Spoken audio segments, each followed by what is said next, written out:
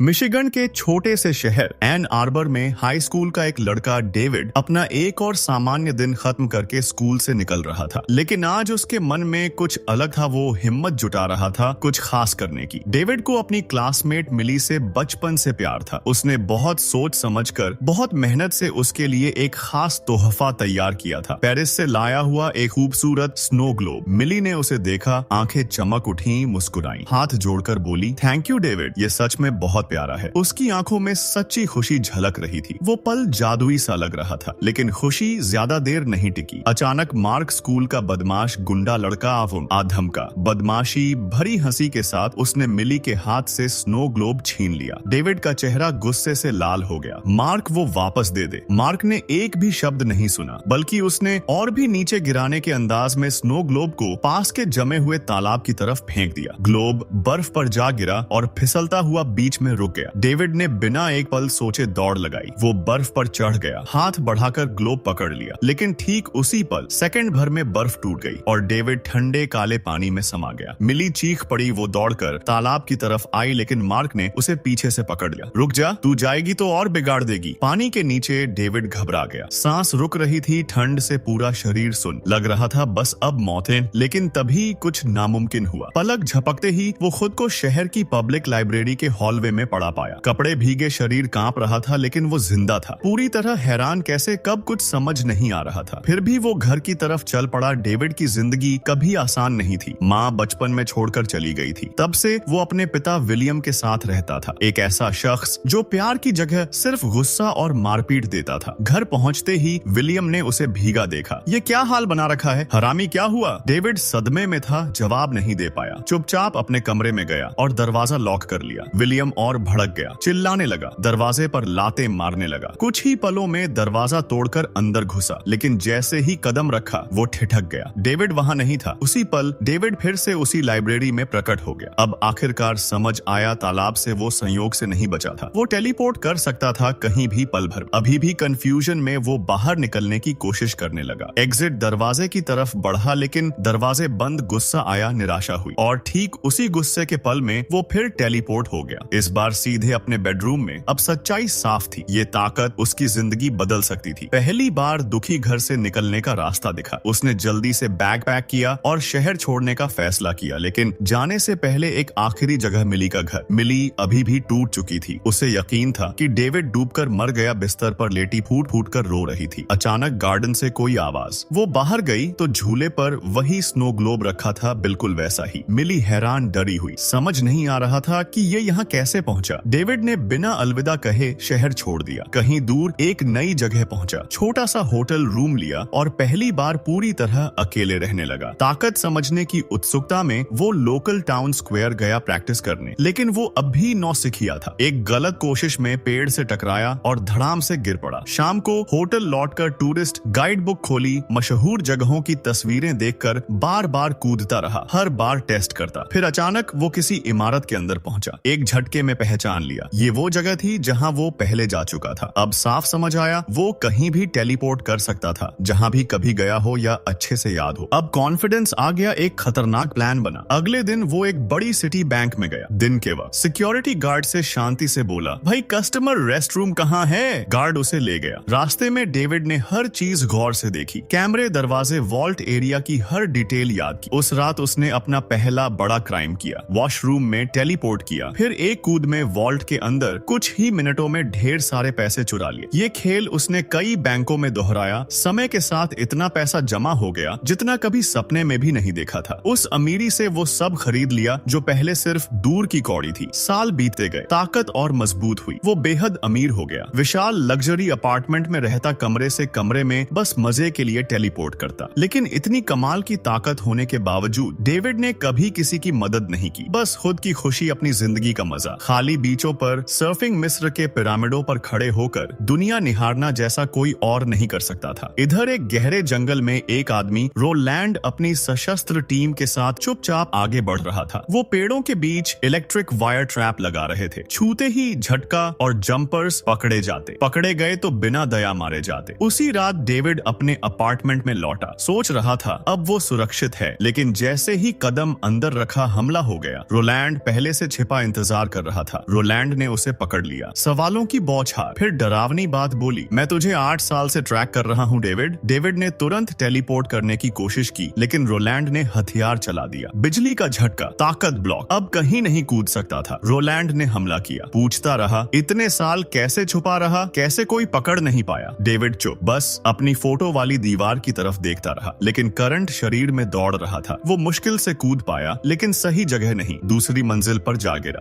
David teleport अपने घर में हो गया। रोलैंड गुस्से से लाल। जंपर्स हंटर्स के कम्युनिकेशन सेंटर को कॉल किया, सभी एजेंट्स को अलर्ट करो, डेविड की तलाश शुरू तुरंत। अगले दिन डेविड हिल गया था, लेकिन जिंदा था। उसने फैसला किया मिली के घर जाना है। मिली की माँ ने दरवाजा खोला। डेविड को देखते ही वो ठिठक गई, पहले हैरानी, फिर खुशी की लहर। डेविड, ओह माय गॉड, तू जो जिंदा है। वो उसे अंदर खींच कर ले आई, गले लगा लिया। मिली कहाँ है? डेविड ने सीधे पूछा। माँ ने सिर हिलाया। अब वो शहर के एक बार में काम करती है, जिंदगी मुश्किल रही है उसके लिए, लेकिन वो आगे बढ़ गई। डेविड का दिल बैठ गया। वो सीधे उस बार पहुंचा। अंदर घुसते ही मिली दिखी वेट्रेस की यूनिफॉर्म में मुस्कुराकर ऑर्डर ले रही थी। वो अब और खूबसूरत लग रही थी, लेकिन आंखों में वो पुरानी चमक नहीं थी। डेविड को लगा जैसे वो सालों पीछे छूट गया हो। वो चुपचाप बाहर जाने लगा, लेकिन तभी मार्क आ धमका। उसे एक झलक में पहचान लिया। अरे वाह डेविड, तू तो मरा हुआ था ना? बदमाशी भरी हंसी के साथ चिल्लाया। सबका ध्यान खींच लिया। डेविड बिना कुछ कहे निकलने की कोशिश कर रहा था, लेकिन मार्क ने कॉलर पकड़ लिया। कहाँ भाग रहा है? कायर आवाज सुनकर मिली दौड़कर आई। उसे देखते ही उसकी आंखें फैल गईं। डेविड, मार्क ने फिर मिली को ताने मारे, पुराने जख्म खोल दिए। ये लड़का तुझे छोड़कर भाग गया था, याद है? अब वापस आया है ड्रामा करने। डेविड का गुस्सा फूट पड़ा। उसने मार्क को एक जोरदार मुक्का मारा। मार्क ने जवाब दिया, उसे बाहर घसीट लिया। मारपीट शुरू हो गई। मार्क ने उसे जमीन पर पटका लाते मारी। वो जीत का जश्न मना रहा था। अब तू खत्म। लेकिन अगले ही पल डेविड ने मार्क का कॉलर पकड़ा और टेलीपोर्ट कर लिया। दोनों एक बैंक वॉल्ट के अंदर पहुंच गए। अंधेरा ठंडा, सिर्फ सिक्कों और नोटों की आवाज। मार्क डर से जम गया। ये क्या कहाँ है? हम, प्लीज मुझे छोड़ दे, गिड़गिड़ाने लगा। डेविड ने उसे ठंडी नजरों से देखा। अब तू यहीं रह, सोच लेना अपनी हरकतों के बारे में। फिर वो वापस बार में टेलीपोर्ट कराया। मिली अभी भी हैरान खड़ी थी। इतने साल कहाँ था तू? सबको लगा तू मर गया। डेविड ने झूठ बोला, लेकिन आंखों में सच था। बैंक में जॉब मिल गई, अच्छी कमाई, अमीर हो गया। अब रोम जाने का प्लान है। उसे पता था रोम मिली का बचपन का सपना था। चल मेरे साथ, उसने पूछा। मिली ने एक पल भी नहीं सोचा। हाँ, कुछ ही दिनों में दोनों रोम पहुंच गए। इधर पुलिस स्टेशन में रोलैंड चीफ से मिला। मार्क ने डेविड के खिलाफ शिकायत दर्ज कराई थी। रोलैंड ने इंट्रोगेशन की इजाजत मांगी। चीफ ने मना कर दिया। फेडरल वारंट चाहिए। रोलैंड का सब्र टूट गया। उसने अफसर को बेहोश कर दिया और इंट्रोगेशन रूम में घुस गया। मार्क से सच उगलवाया। डेविड मिली के साथ रोम गया है, अभी फ्लाइट से उतरे हैं। रोम में डेविड और मिली कोलोसियम देखने गए, लेकिन गेट पर गार्ड ने रोका। आज बंद है। डेविड झुंझला गया। गार्ड्स की तरफ पीठ फेर कर बिना किसी को बताए टेलीपोर्ट से गेट खोला और मिली को अंदर बुलाया। दोनों अकेले घूमने लगे। इतिहास की दीवारें, सन्नाटा, रोमांच। तभी ऊपर की बालकनी से एक अनजान युवक उन्हें देख रहा था। अचानक वो नीचे कूद आया और डेविड के सामने खड़ा हो गया। हाय, मैं ग्रिफिन, उसने कहा ब्रिटिश एक्सेंट में। ग्रिफिन ने डेविड की आंखों में देखा। मेरे पास भी वही ताकत है जंप करने की। डेविड चौंक गया। मतलब और लोग भी, मैं अकेला नहीं हूँ। ग्रिफिन ने कंधे उचकाए। जंपर्स बहुत हैं, लेकिन कभी सुरक्षित नहीं। हंटर्स, पलाडिन्स हमेशा पीछे पड़ जाते हैं, वो कभी नहीं रुकते। तभी दो एजेंट्स अचानक प्रकट हुए। इलेक्ट्रिक केबल्स, हथियार तैयार। डेविड ने फटाक से ऊपरी लेवल पर टेलीपोर्ट कर लिया। ग्रिफिन पीछे रह गया, हाथ में बेसबॉल बैट लड़ने को तैयार। डेविड पहले तो बच गया, लेकिन एक ट्रैप में फंस गया। इलेक्ट्रिक केबल ने उसे खींचकर कोलोसियम के बीचों बीच ले आई। मिली खतरे में है, ये सोचकर ग्रिफिन तेज हो गया। वो एरिना में इधर उधर जंप करने लगा। एक हंटर को दीवार से टकराया, दूसरे को चट्टानों से नीचे फेंका। दोनों बेहोश होकर गिर पड़े। ग्रिफिन ने डेविड की तरफ देखा। अब भाग, मिली को ले जा, मैं इन्हें संभालता हूँ। लड़ाई खत्म होने पर ग्रिफिन ने डेविड को खींचकर एक कोने में ले जाया। सांसें फूल रही थीं, लेकिन वो शांत स्वर में बोला, ये लोग पलाडिन्स हैं। सदियों पुराना संगठन मानते हैं कि जंपर्स यानी हम भगवान की सत्ता पर हमला है। हर जंपर को मिटाना उनका धर्म है, कोई छूटना नहीं चाहिए। अब दोनों खुले एरिना में पूरी तरह एक्सपोज हो चुके थे। ग्रिफिन ने फटाक से टेलीपोर्ट किया और भागने का फैसला किया। डेविड ने उसका ट्रेल फॉलो किया, लेकिन ग्रिफिन गुस्से में मुड़ा और चिल्लाया, दूर रह, मेरे से पीछा मत कर, तू मेरे साथ आएगा तो सिर्फ मौत आएगी। डेविड रुक गया। वो मिली के पास लौटा। निकलने वाले थे लेकिन पुलिस आ गई। पुलिस ने डेविड को गिरफ्तार कर लिया। कोलोसियम के बाहर का मामला। पुलिस स्टेशन पर मिली ने अफसरों से गिड़गिड़ाई, प्लीज डेविड को छोड़ दो, वो कुछ नहीं किया, वो तो बस। लेकिन उन्हें चुप करा दिया गया और लॉबी में बैठा दिया। डेविड की पूछताछ चल रही थी। अचानक अफसर को मैसेज आया, लोकल डिप्टी आ गए हैं। वो कमरे से बाहर चला गया। डेविड अकेला रह गया, हथकड़ियों में जकड़ा। तभी कुछ नामुमकिन हुआ। हवा में हल्का सा धुआं उठा और एक औरत उसके सामने प्रकट हुई। उसकी माँ मैरी सालों पहले गायब हो चुकी। वो शांत लेकिन सख्त स्वर में बोली, अभी निकल यहाँ से। उसने हथकड़ियां खोली, चाबियां थमाई, फिर और सख्ती से कहा, मिली को साथ मत ले जाना, अगर ले गया तो वो मर जाएगी। पलाडिन्स उसे इस्तेमाल करेंगे तुझे पकड़ने के लिए। डेविड हैरान सवाल पूछने लगा, माँ तू? लेकिन मैरी ने बस सिर हिलाया और गायब हो गई। डेविड ने एक पुलिस वाले को पकड़ा और उसे सीधे मिस्र की स्फिंक्स के पास टेलीपोर्ट कर दिया। दूर अकेला फिर पल भर में वापस स्टेशन लौटा। मिली से मिलकर बोला, हमें अभी शहर छोड़ना है। चल मिली कंफ्यूजस थी, क्या हुआ तू इतना अजीब क्यों बिहेविंग कर रहा है? डेविड ने कुछ नहीं बताया, बस उसका हाथ पकड़ा और तेजी से बाहर की तरफ बढ़ा। दोनों ने जल्दी से बैग पैक किए और एयरपोर्ट की तरफ भागे। फ्लाइट से ठीक पहले डेविड रुक गया। मिली की आंखों में देखा और धीरे से कहा, मैं तेरे साथ नहीं जा सकता। मिली हैरान, क्या? क्यों? मेरी जिंदगी बहुत खतरनाक हो गई है, तुझे इसमें नहीं घसीटना चाहता, तू सुरक्षित रहेगी। अकेले मिली की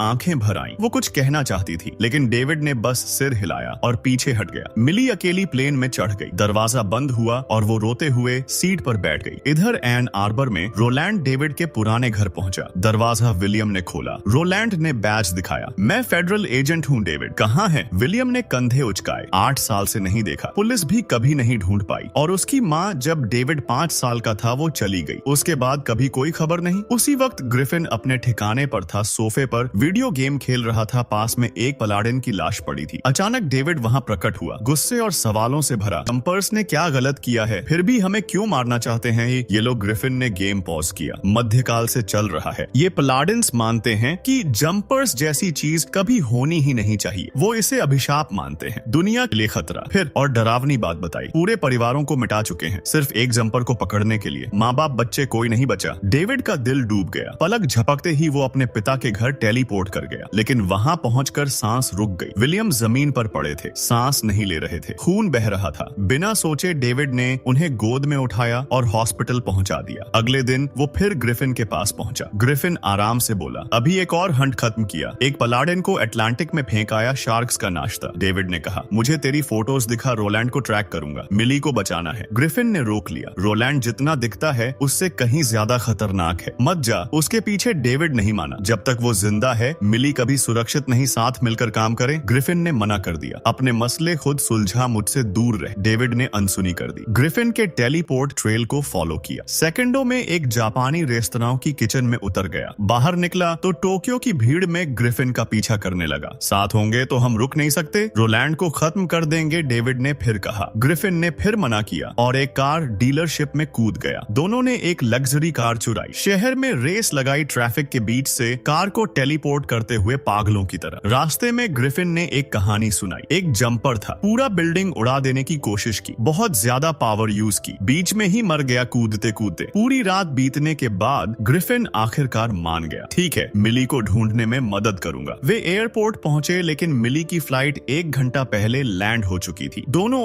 अलग हुए। ग्रिफिन हथियार लेने गया, डेविड मिली के घर दौड़ा। मिली को देखते ही डेविड ने सच उगल दिया, बैंक वाली जॉब झूठ था, सब झूठ। मैं जंपर हूँ, टेलीपोर्ट कर सकता हूँ, पलाडिन्स मुझे मारना चाहते हैं, प्लीज अभी मेरे साथ चल, खतरा है। तभी डेविड को महसूस हुआ रोलैंड आ गया है। दरवाजे पर दस्तक नहीं बल्कि सीधा हमला। मिली चीख पड़ी। बिना सोचे समझे डेविड ने मिली का हाथ पकड़ा और दोनों को ग्रिफिन के छिपने वाले ठिकाने में टेलीपोर्ट कर लिया। एक पल में वे वहां पहुंच गए सुरक्षित, लेकिन सांसें अभी भी तेज चल रही थी। ग्रिफिन ने उन्हें देखा और सिर हिलाया। अब खेल शुरू हो गया है। रोलैंड ने स्पेशल ट्रैकिंग स्प्रे छिड़का जिससे डेविड के टेलीपोर्ट ट्रेल की चमकदार लकीरें साफ दिखने लगी। उन्होंने एक हाईटेक मशीन ऑन की जो जंपर्स के छोड़े गए टेलीपोर्ट होल्स को दोबारा खोल सकती थी। पल भर में पोर्टल खुल गया। पलाडिन्स उसमें से निकलकर ग्रिफिन के बेस में पहुंच गए। चारों तरफ तलाशी शुरू हो गई। डेविड और ग्रिफिन मोटे कंक्रीट के खंभों के पीछे छिप गए, सांसें रोककर। तभी डेविड की नजर एक पुरानी फोटो पर पड़ी, उसकी माँ की। वो एक पल के लिए भटक गया। बस यही छोटी सी गलती काफी थी। एक पलाडिन ने उसे देख लिया। रोलैंड ने इलेक्ट्रिक ट्रैप चला दिया। डेविड जमीन पर गिर पड़ा, हिल भी नहीं पा रहा था। रोलैंड उसके पास आया, चाकू ऊंचा किया। डेविड ने कमजोर आवाज में पूछा, हमने क्या बिगाड़ा है? फिर भी तुम हमें इतनी नफरत क्यों करते हो? रोलैंड ने ठंडे लहजे में कहा, तुम्हारी ताकत एक दिन तुम्हें भ्रष्ट कर देगी। तुम इंसानियत के लिए खतरा बन जाओगे। हम बस दुनिया को बचा रहे हैं। तभी ग्रिफिन ने फ्लेम थ्रोअर चला दिया। आग की लपटों ने पलाडिन्स को पीछे धकेल दिया। डेविड बच गया, लेकिन रोलैंड बच निकला। वो फिर लपका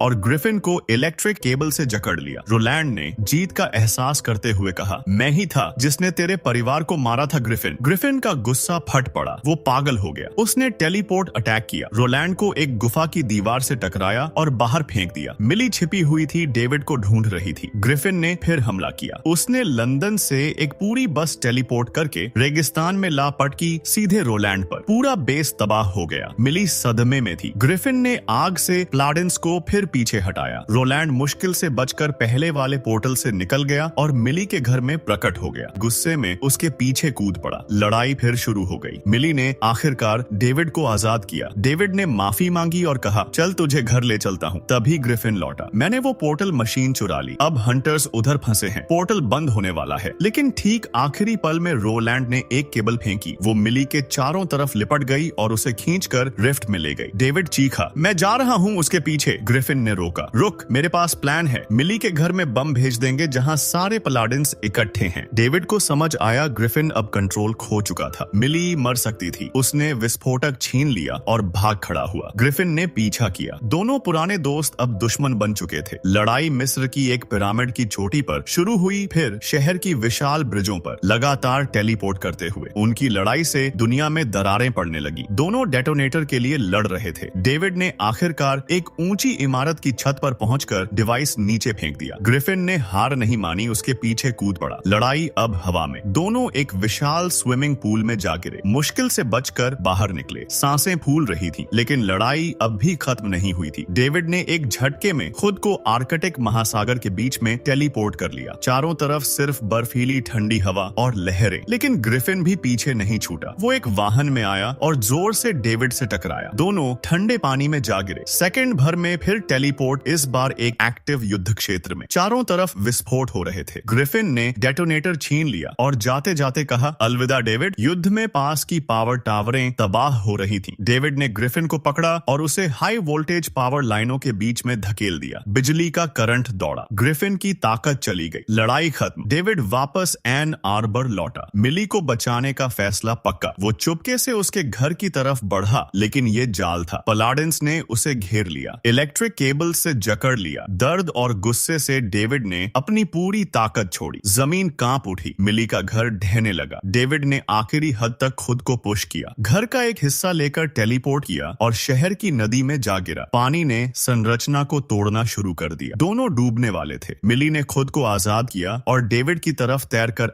डेविड ने घर के अवशेषों को पब्लिक लाइब्रेरी में टेलीपोर्ट कर दिया, पूरी तरह तबाह कर दिया। सांस फूलते हुए मिली डेविड की तरफ रेंग कर आई, लेकिन तभी मलबे से रोलैंड उठ खड़ा हुआ। डेविड ने मिली को सुरक्षित जगह भेजा और रोलैंड का सामना किया। बोला, मैं कभी वो जंपर नहीं बनूंगा जिससे तुम डरते हो। रोलैंड को मारने की बजाय डेविड ने उसे बख्श दिया। उसे हजारों मील दूर एक विशाल रेगिस्तान के बीच में टेलीपोर्ट कर दिया, जहां कोई नहीं। कुछ दिन बाद डेविड अपनी माँ से मिला। आखिरकार पूछा, तुमने मुझे क्यों छोड़ दिया? मैरी ने सच बताया, मैं हमेशा से पलाडिन थी। जब तुझे 5 साल की उम्र में जंपर बनते देखा तो डर गई कि मुझे खुद तुझे मारना पड़ेगा, इसलिए चली गई। वो बोली, अब सावधान रहना, मैं तुझे एक और मौका दे रही हूँ। खतरा खत्म हो गया। डेविड मिली से फिर मिला। दोनों आजाद थे। अब साथ में दुनिया घूमने की तैयारी कर रहे थे। एक नई शुरुआत। अगर मजा आया तो लाइक करो, सब्सक्राइब करो और ऐसे ही और मूवी स्टोरीज के लिए बेल आइकन दबा दो। क्या तुम्हें भी लगता है कि डेविड ने रोलैंड को बख्शकर सही किया या मार देना चाहिए था?